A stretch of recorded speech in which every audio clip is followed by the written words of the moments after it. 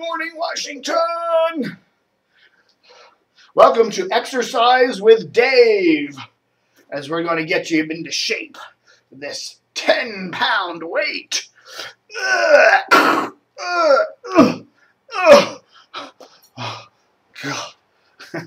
y'all doing, everybody? It's the 28th of September, 2011.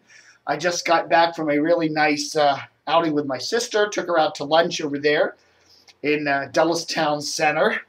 She moved out to California last fall, and we haven't seen each other since. So we got together today. It was really nice. So there, had a good time. All right, folks, and her boyfriend recently sent me this. He's apparently a pink flamingo freak, is what she tells me. And he sent me this little flag thing. It's got a little area here where you can hang it on something. It's 5 o'clock somewhere. Our thought of today, boys and girls, it's 5 o'clock somewhere. All right. Just wanted to oh yeah, I get mail. I get lots of people send me letters and stuff, and I just wanted to share something with you from the mail the other day. This actually came strangely, it wasn't typewritten. It's kind of printed out. Dear Dave, thanks for giving us the idea to put WMAL on 105.9. I know you've been advocating it for several years, and now, after all your recommendations, we've finally done it. I will try to get my new bosses at Cumulus to pay you a consultant's fee of $10,000. Thanks, Bill Hess, Program Director at WMAL. Aw, isn't that nice? Wow, Bill. Thanks, Bill. Thanks, Bill.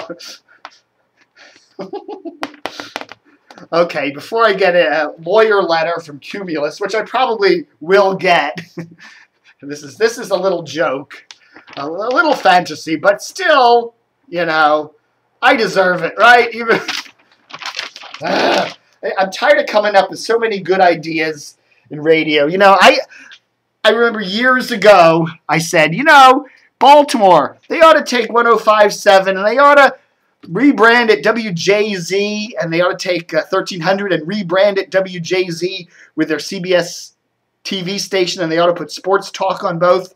And I did this years ago, just a flight of fancy. And sure enough, a couple years later it happened, and I never got any credit for it. I come up with a lot of cool ideas that nobody takes. And a lot of these people don't take my ideas because they're embarrassed to, I could have saved 105.9 The Edge. I could have saved 94.7 The Globe. They would still be around if they took my advice. But no, they didn't. They didn't, did they? Nice to see the Washington Post today on another big picture. They ought to call this Style Light. With lots of big pictures because we're trying to fill all that space where we've laid off all our writers. But anyhow, a nice piece today from Mr. Paul Farry. Actually, it's a rare event when the Washington Post Style section actually covers something in local radio.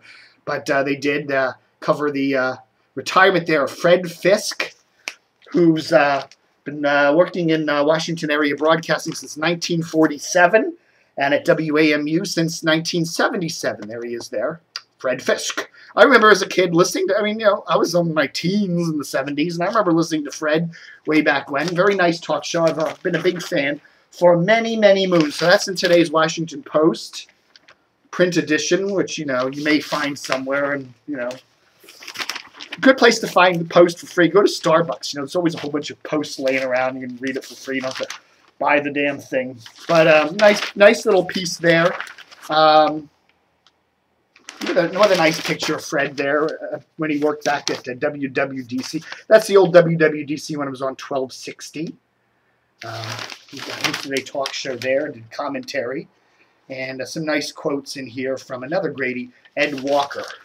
So, tip of the old rusted rabbit ears to the Washington Post today for a rare piece on local radio. So I decided to punch up my big archives here on the computer. and found a picture of Fred there. This is a couple. I remember this. This was where was this? This was someplace in D.C. I think over at GW or something. They were having a tribute to Ed Walker, I believe it was. I remember it was on the night of a big snowstorm. I was planning to go to it, but they were predicting like heavy snow that night, and I figured if I get there, I'm going to get stuck there because there's no way to get back to my rural abode out in wild western Fairfax if there's heavy snow, so I didn't go. But there's Fred there at that event, honoring Ed Walker, I believe at George Washington, and some other radio greats, TV greats. There's Mac McGarry. Okay, this is the 2009 National Radio Hall of Fame induction ceremony to honor Ed Walker getting into the National Radio Hall of Fame. And there's Mac McGarry there, and there's Willard and Ed. And I probably should know who that is. Bruce Allen, I think that is. Don't sue me if I'm wrong. Some of these folks, I'm not sure. There he is. There's Arch Campbell there. Yeah, Arch. Looks like he's about to fall over. He's kind of hanging onto the wall there, doesn't he?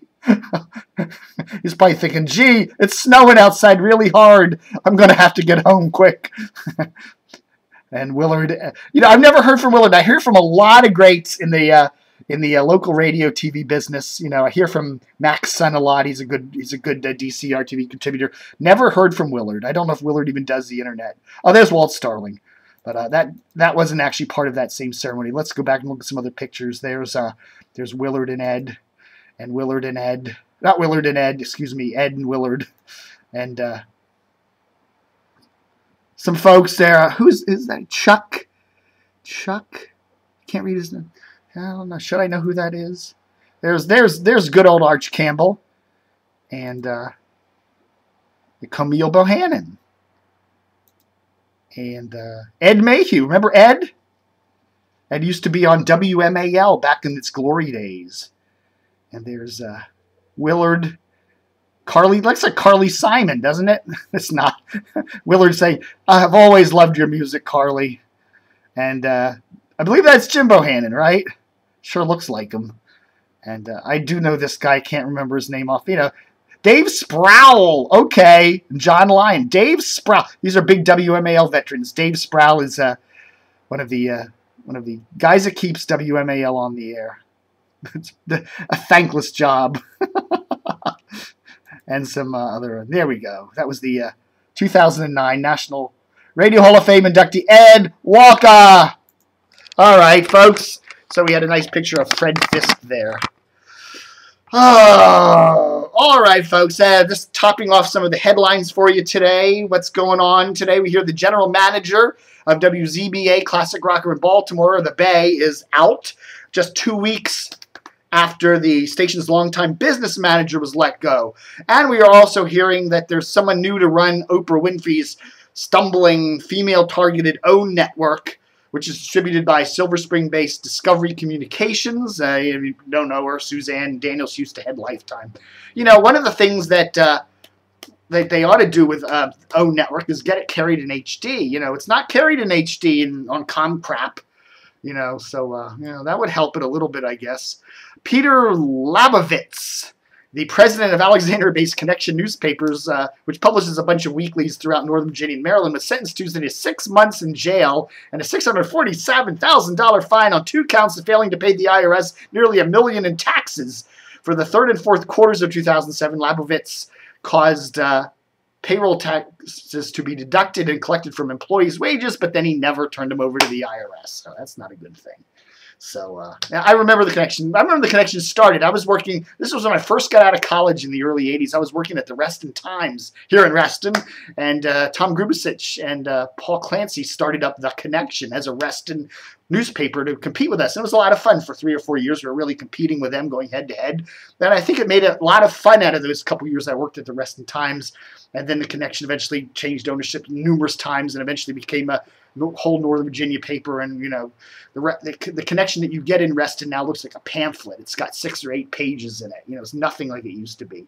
It's amazing to me that paper even still is around. It just doesn't look like...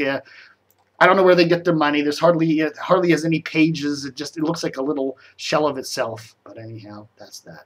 One of the great mysteries. Also, Dennis Hughes, no relation, is the new evening personality on Clear Channel's Country WMZQ. And he'll also be assistant program director, whatever that is. He comes from Nashville's Country WSIX. He was raised in Virginia, and he has also previously worked at Harrisonburg's Country WKCY and Hagerstown Country WAYZ. All right, folks, that's the big news for today, the 28th of September, Wednesday, here in the Washington metro area. I don't know what day it is in your neck of the woods, but that's the day it is here. Have a good one. Don't forget to stay tuned and cut.